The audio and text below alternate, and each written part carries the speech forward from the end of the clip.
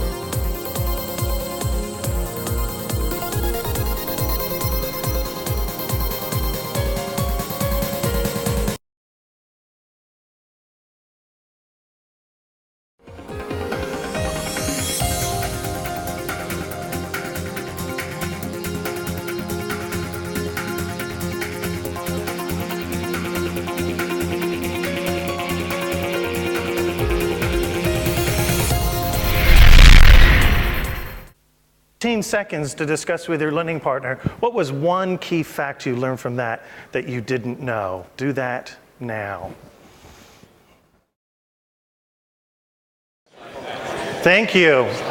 Hands up if you discovered a fact you didn't know. Hands up.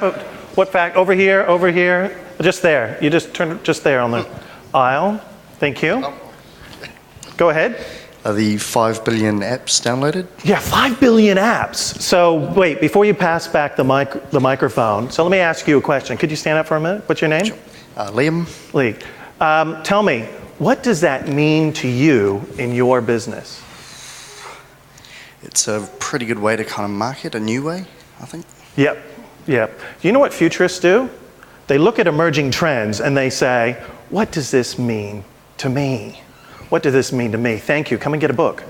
Congratulations. Round of applause. Who else? Who else has got one that they... over here? Can you run over here?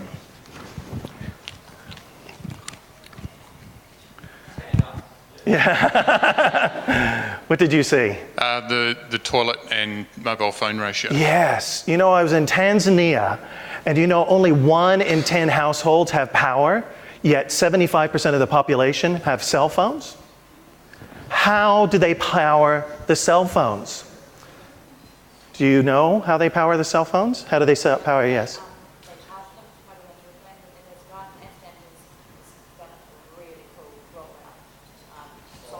Yes, solar powered. It used to be phone ladies, and phone ladies would connect their bikes, fixed-wheel bikes, to a generator, and people would plug in 40 or 50, and it's a little business funded by an organization, started here in Australia 40 years ago, that funds 7,000 of these entrepreneurs every single week, and the organization's called Opportunity International. So you got to ask yourself the question, what does that mean to you in your business? We're going to sell 10 toilets for every new home that we build. Yes.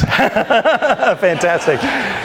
And there's a copy of book. Okay, one more chance for a book, for a printed book, which, by the way, printed books are going out of style. I don't know if you noticed that. Over here, yes. That was the one that I noticed was that Kindle's outselling paperbacks. Yes, Kindle's outselling paperbacks and hardbacks combined. You know, Jeff Bezos employs a futurist every month to come into his business and consult with him. And you know what he said recently at a conference? He said, we've been selling printed books for 15 years. For 15 years we've been selling printed books. We know a lot about it. And we thought the move to ebooks would happen, but we didn't think it would happen this fast. So, James, what does this mean to you in your business? You need to read more, yes. Let me give you a little tip. My Googler friends, they have a audiobook program where they download audiobooks for their engineers and their executives, and they get them to listen to it at double speed. And what they found, like the NASA engineers have found, that if you listen to an audiobook at double speed, your retention level goes up 50%. Who would like to give that a try? Like to give it a try? Okay. I'll give you a link in just a minute so you can download a free audiobook. And maybe it could be Steve Jobs. You could listen to Steve Jobs, listen to it at double speed because it's 36 hours. It's a long one.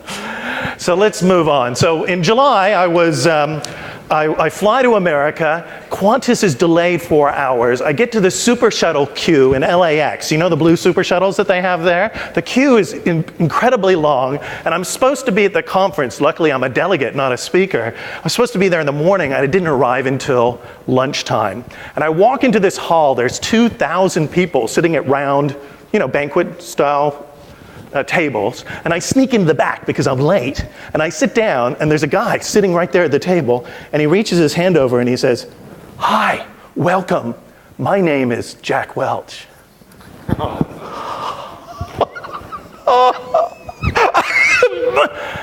I couldn't believe it. But being the smooth, calm operator that I am, I looked at him and I went, "I know." I couldn't believe it. GE was my account when I worked for Steve Jobs at Apple. GE was my account. And they did the most wonderful things. We would pour Apple technology into GE, and they would turn it into multiplanar diagnostic imaging equipment. They were one of the ideal customers for us. And he said, "Craig, I'd like to talk to you. I can see on your badge that you're interested in innovation and foresight. We've got an hour and a half over lunch. Would you like to hear how I brought in insight into GE and grew it to a $500 billion market valuation?" I said, "No, let's talk about sports." Jack has a lot of great quotes about how fast things are changing. And he says that things are changing much more quickly now than they were in the 1980s when he was running GE. And he said back in the 1980s that if a change is happening on the outside faster than on the inside, the end is in sight. Let me just do a little honest survey from the audience here. Hands up if you think you're moving faster than your customers. Hands up if you think your customers are moving faster than you. Something you might want to discuss. Everything that you're experiencing today, everything doesn't surprise me, because for decades, since the age of 10, I've been reading the most amazing books that spelled out exactly where we are today. In fact, that little tablet thing you have in your hand, when Samsung sued Apple, they were making the case about that Bill Gates invented the tablet and got it out into the marketplace at Microsoft 10 years before Apple. And back in the 1960s, Space Odyssey 2001 had a tablet that looks awfully like an iPad. The lawyers were using this in their court case. Well, you know that's the truth. I remember reading as a young boy a tablet that we would have that would connect to this worldwide telegraphic system where I could get all of the world's information at my fingertips whenever I need it. And aren't we there today? So this journalist was asking me, so you're a futurist, does anything surprise you? And I had to think about it for a minute because I've never had a question like that before. They usually ask, what's happening next? And I asked them, wouldn't you like to know what's after next? Wouldn't you like to know what's next after next? But this time they stumped me. And so I had to think back, has anything surprised me? And I had to reply, no, but it certainly hasn't happened as fast as I thought it would. It's taken a long time. I remember 25 years ago sitting with Steve Jobs and him talking about how we're going to have this personal computer that was like a sheet of paper. And that was 25 years ago. And here we are today. In fact, Chris Anderson, who became the new editor of Wired magazine, that was started by futurists, said that when he took the job, he wanted to go back and do a survey of all the predictions that all the futurists had made in the pages of Wired magazine going back 15 years. And you know what he said at the TED conference? He said, all these futurists were wrong. Well, they weren't wrong on what they're saying was going to happen. It's just they got the time frames too long. They got the time frames too long. So if you want to read about the future, you could go to audible.com and you could use this decision tree if you're not sure about what you want to read from NPR, the top 100 sci-fi books, like the first decision you want to make. Take Me to the Moon, because the first science fiction book to ever be made into a movie, the first movie ever made was Journey to the Moon by Verne. So Kevin Roberts and I are working together at Toyota. Good thing they got that $500 million grant from the Australian government, or else they would have been out of the country for sure. I love those grant things because you don't have to pay them back. Who wants a $500 million grant? That'd be good. So, Kevin says that it's only foresight and innovation that can really set you apart from your competition today. Would you agree with that? Or would you like to compete on something else? Like price. Who would like to compete on price? No takers. Service. Who would like to compete on service? Service? Of course, the problem with that is everybody says they've got great service. Of course, not many do. So what can you do? And how can you develop your foresight? So let me give you some of the tools and insight to some of the tools that futurists use to predict the future. I was thinking about my startup that I sold here in Australia in 1994 to Fairfax. And I was pleased when I got $20 million. Boy, I should have held out for more. 1994. Do you remember the day, what the internet was like in 1994? You went down to Dick Smith's Electronics, got yourself a serial cable, connected up the dial-up modem, and you called your geeky friend because you didn't know what an ISP was, and you sure didn't know how to configure a PPP dial-up connection.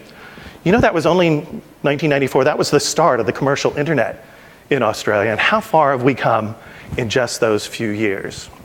So let me make the case for foresight, because the number one skill that employees say that they're looking for from a CEO is vision. Vision, or foresight in another term. So I want to make the case, well, let me do a survey first. Hands up if you think things are moving pretty quickly. Hands up if you agree with that. Thank you. You get to stay. You really have no idea. If you really looked at how fast things were moving, you might have a greater sense of urgency. Let me give you an example. But let me give you an example from an area that you're probably not familiar with, the field of medicine.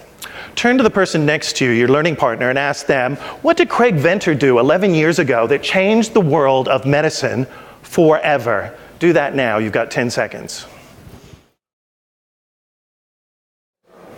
Time. Now, if you work in the field of medicine, you're not allowed to answer. Somebody put your hand up if you think what Craig Venter did 11 years ago that changed the world forever. Yes. He mapped the human genome. Congratulations. Round of applause. We passed the book back. And do you know what happened in the field of medicine? At that point, IT and the medical field got joined together forever. And the major development that we've been having, the growth in the IT marketplace, which is based on this theory of Moore's law, is now applied to the field of medicine. But let me show you what he did on almost the anniversary of mapping of the human genome. He announced this: for a double word score, what did Craig Venter announce last year that again will change the world forever? Anybody else?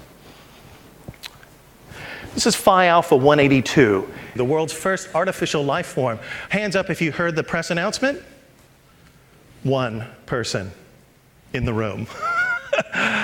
Oh boy. So I better play the video. Here's Craig discussing the synthesized life form. We're here today to announce the first synthetic cell. A cell made by starting with the digital code in the computer, building the chromosome from 4 bottles of chemicals, assembling that chromosome in yeast, transplanting it into a recipient bacterial cell, and transforming that cell into a new bacterial species. So this is the first self-replicating species that we've had on the planet whose parent is a computer. It also is the first species to have its own website encoded in its genetic code.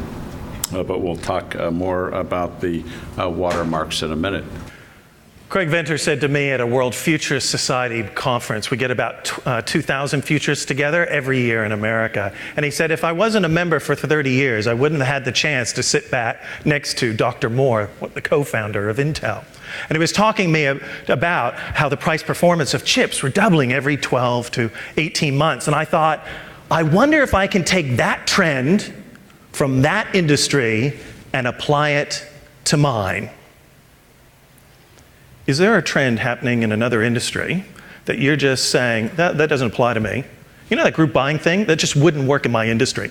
I have to tell you, I have organized group buying schemes in my business for the last 5 years, and I have to tell you, it works in the corporate marketplace as well.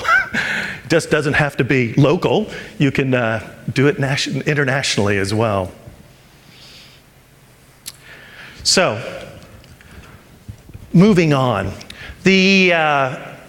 When you take something into the field of medicine and you make a claim that you created an artificial life form, what happens is it gets published. It goes into the public domain, so you can do peer review. So Chinese researchers took the work that the Venter Institute did, and in 8 months' time, asked themselves the question, if we're going to be moving to biology off electronics in the future, which many futurists are predicting, shouldn't we have data storage? And so what they've done is they've taken a very common household bacteria. You probably have some in your household. It's called E. coli.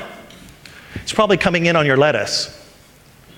You think I'm making this up, but in Holland, every home has a UV light for scanning the food, right?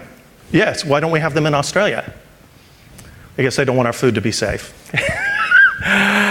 But they say 1 gram of bacteria could store 90 gigabytes worth of data and be completely unhackable. You could not clean your toilet for a week and back up all your family photos.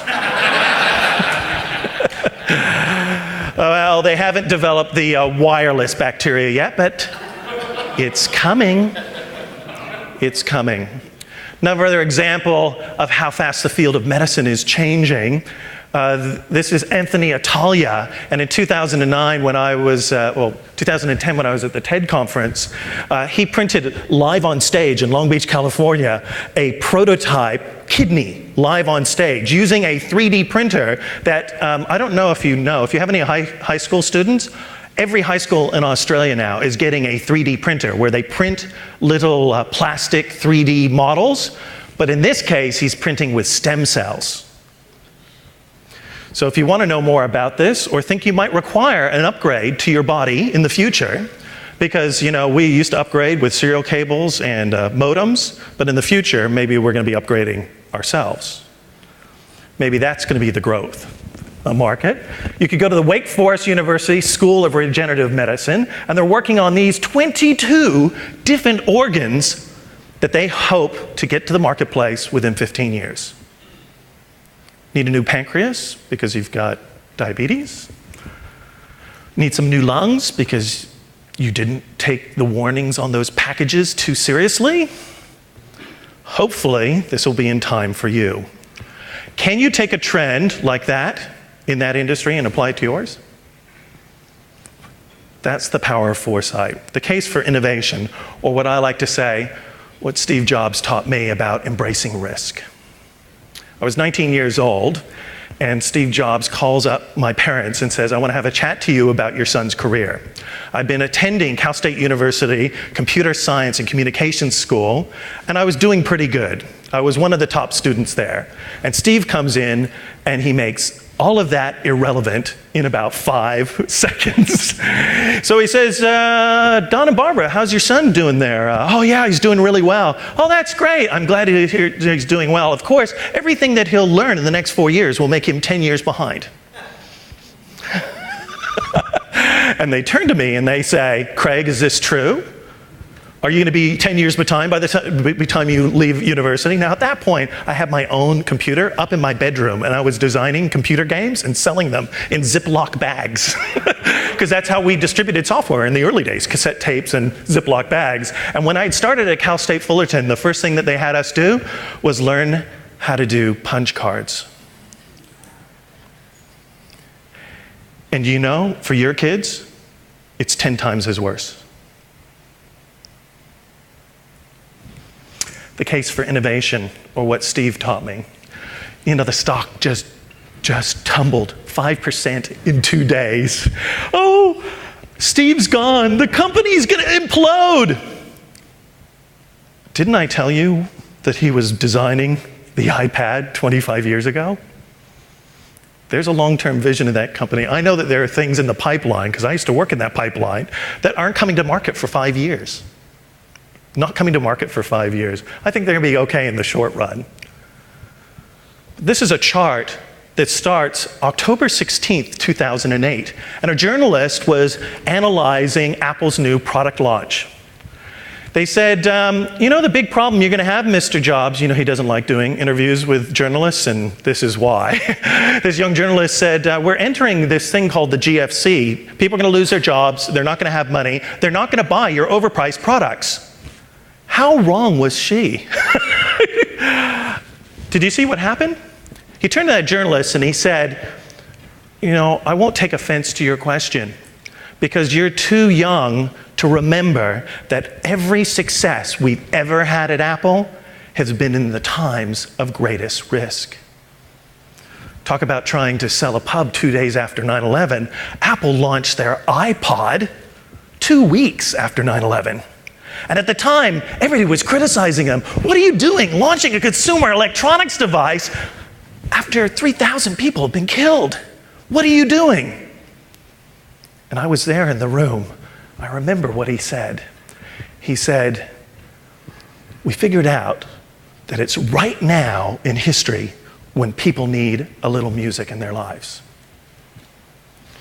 Do you know these competitors didn't launch a competing consumer electronics device for 6 months? And all of a sudden, you saw all around the globe people with these white earphones advertising that they bought an Apple product. Remember how big that was? That was 10 years ago. 10 years ago, the iPod launched. And it was huge, wasn't it? It doesn't even compare to what Apple is doing today. So a few weeks ago, they were worth more than oil in America when they were more valued more highly than ExxonMobil. But that little green line you see down the bottom there, see that tiny little green line? That's that incredible growth in iPod sales in the first 3 quarters. And the orange line is the incredible growth of the iPhone. And what's that blue one? How many of you have iPads? Oh boy, it's like a license to print money, isn't it? Oh boy. Time for partner interviews. I'm going to ask each of you that have a learning partner, one of you is an A type and one of you is a B type. Put your hand up if you're the A type. You're the I type? Yes? Point to your B type and say, innovators act first. You're going first. I'm going to ask you to interview the A's, and ask them what they learned from this first section. Here are the questions you're going to ask. I'm going to give you 30 seconds each, and then I'm going to ask you to swap. Then A's will interview B, and vice versa, and then you're going to swap. So here we go. First question. Ask your learning partner, do you think foresight and innovation is important, or just a bunch of hooey? You know what hooey is? It's an Americanism. In Australia, we'd say bullshit, yes. What happens to organizations that don't truly innovate? Can you think of any books, talks, or videos you've enjoyed about the above subjects? And the last one, what's your opinion of the developments in the area of synthetic life forms? Opportunity or threat? You have 30 seconds each. Begin your interviews now.